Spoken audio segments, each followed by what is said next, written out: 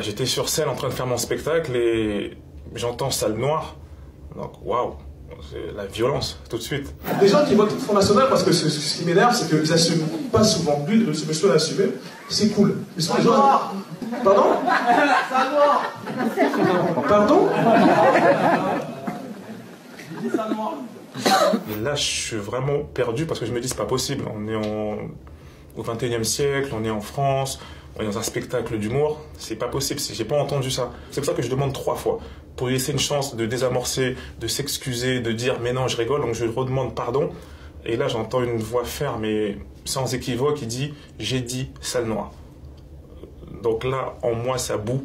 J'ai des idées de violence, j'ai envie de descendre sur scène et que ça finisse aux mains. Mais j'ai un sursaut de, je sais pas, de lucidité ou de sensibilité, de fragilité qui, je me dis, wow, non, c'est pas la bonne solution. J'ai pas à répondre à la violence par la violence.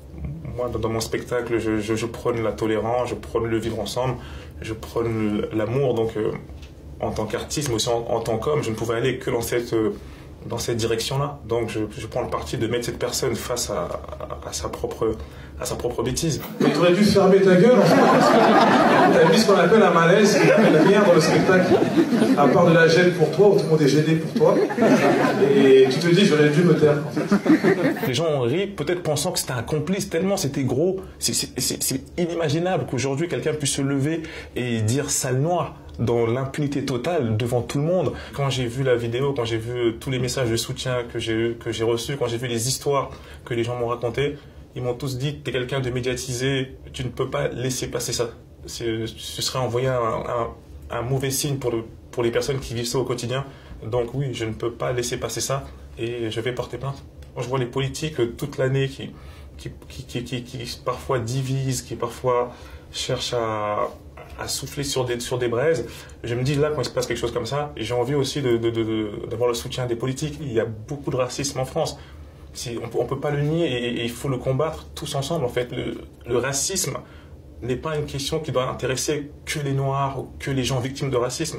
C'est une question qui doit intéresser tout le monde. C'est une question d'ordre public. Ça touche toute la France. Le racisme, c'est la peur ou la bêtise ou le manque d'éducation. On ne combat pas le racisme par la violence. Quelqu'un de raciste est souvent quelqu'un d'ignorant, est souvent quelqu'un qui a appris par ses parents, qui a appris par son environnement, qui a mal appris.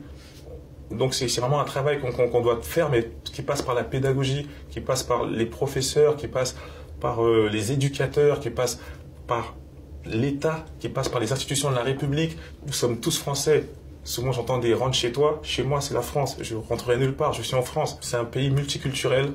C'est notre force. C'est pas une tare d'être différent. Le vivre ensemble, c'est chacun vient avec sa différence. Le vivre ensemble, c'est de ne pas faire semblant de je ne vois plus les couleurs. Pour moi, il n'y a plus de noir, il n'y a plus de blanc, il n'y a plus de gros, il n'y a plus si. Il y a des gros, il y a des mecs, il y a des roux, il y a des blancs, il y a des noirs, il y a des femmes, il y a des hommes. Pour moi, le vivre ensemble, c'est d'accepter toutes ces différences et de vivre avec ça. Il y a beaucoup plus de Français qui veulent vivre en harmonie avec tout le monde que des racistes. Donc vous ne gagnerez jamais. On partira pas, la différence gagnera, la mixité gagnera. C'est un combat qui prendra le temps que ça prendra, mais les racistes, vous ne gagnerez jamais.